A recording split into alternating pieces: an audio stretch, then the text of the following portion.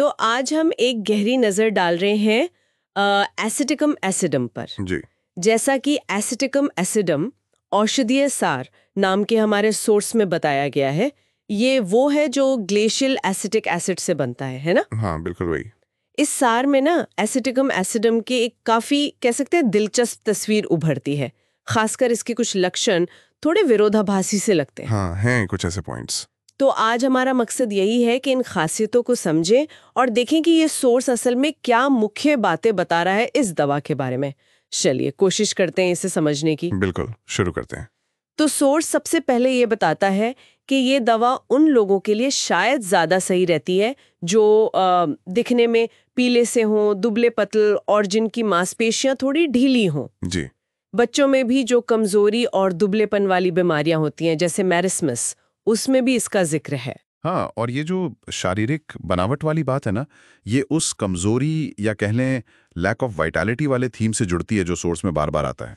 अच्छा। और एक और थोड़ी चौंकाने वाली बात जो सोर्स बताता है वो है शरीर के लगभग हर म्यूकस आउटलेट से, मतलब नाक, गला, फेफड़े, पेट, इनसे खून बहने की प्रवृत्ति, हेमरेज जिसे कहते हैं। हर जगह से? हाँ। बाप रे। जी हाँ। और सिर्फ खून बहना ही नहीं, सोर्स कहता है कि चोट लगने या कोई सर्जरी हुई हो या फिर एनेस्थीसिया दिया गया हो, उसके बाद बहुत ज्यादा कमजोरी, प्रोस्ट्रेशन शब्द इस्तेमाल किया है। हाँ, प्रोस्ट्रेशन। ये ऐसी कमजोरी लगती है जो आम थकान से मतलब बहुत ज्यादा गहरी हो। बिल्कुल सही कहा।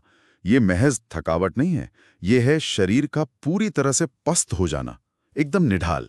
अब आते हैं उस विरोधाभास पर जिसका जिक्र आपने शुरू में किया था। प्यास। हाँ, वो प्यास वाली बात। सोर्स कहता है कि कुछ हालात जैसे जलोदर, मतलब ड्रॉप्सी, या डायबिटीज, या फिर पुरानी दस्त हो, तो उसमें बहुत तेज जलन वाली प्यास लगती है, बहुत ज्यादा। ठीक है। लेकिन और यही हैरानी की बात है कि अगर बुखार हो तो प्यास बिल्कुल गायब, लगती ही नहीं। ये वाकई अजीब है, मतलब एक तरफ शरीर पानी मांग रहा है और दूसरी तरफ बुखार में बिल्कुल नहीं। अच्छा, सोने के तरीके के बारे में भी कुछ खास है क्या? जी हाँ, बताए। सोर्स के मुताबिक ऐसे व्यक्ति पीठ के बल सो नहीं पाते। अच्छा। क्यों?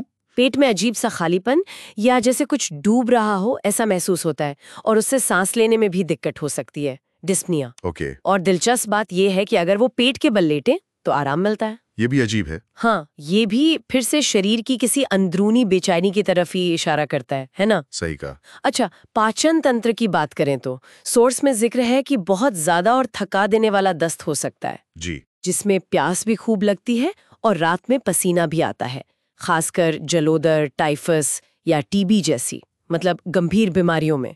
और गर्भावस्था की शिकायतों का भी जिक्र है, जैसे खट्टी डकारें आना, उल्टी होना, जलन वाली पानी जैसी डकारें जिसे वाटर ब्रैश कहते हैं, और मुंह में लगातार बहुत ज्यादा लार बनना दिन रात। ओह, बहुत ज्यादा लार। हाँ।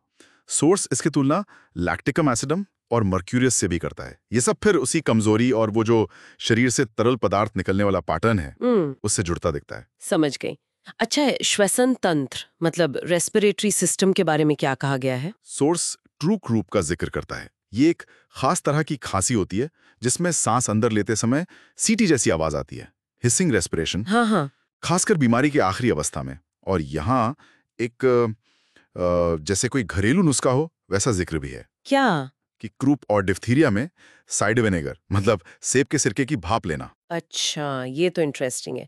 अब आते हैं बुखार पर। जी। सोर्स कहता है कि तेज बुखार हो सकता है, हेक्टिक फीवर जिसे कहते हैं। जी। त्वचा सूखी और गर्म रहती है, बाएं गाल पर एक लाल धब्बा सा बन जाता है। हाँ। और रात में पसीना भी खूब आता है। और यहाँ फिर वही विरोधाभास। कौन सा? वही प्यास वाला।